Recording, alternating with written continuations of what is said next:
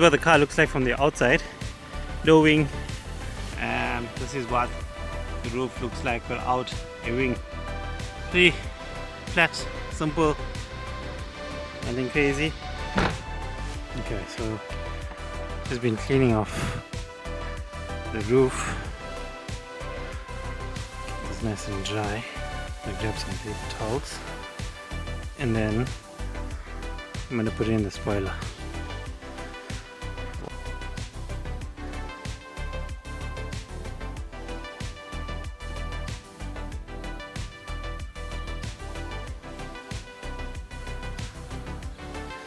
Okay, so I marked my center point in here, and I've done the same. If you look in somewhere around here, I marked the center point for the wing. It's gonna sit quite close here as well. So this is where the wing's gonna sit quite close. So it's gonna be here, and it's gonna come over. It is short on the side, and it is short on the side. But yeah, let's put it on now. I'm gonna take off all the tape, and then we're gonna put it on.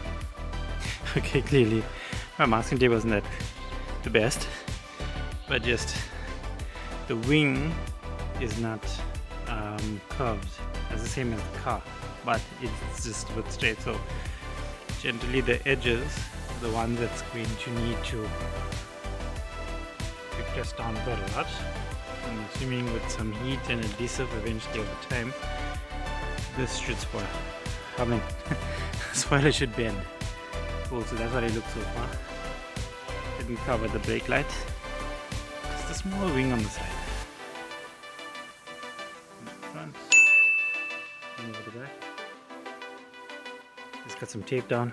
Let it stick a little bit more. So we keep pressing it. So as I showed you guys, it's double taped, double tape, double tape, double tape, double tape. And a little bit more in the corner, a little bit more in that corner.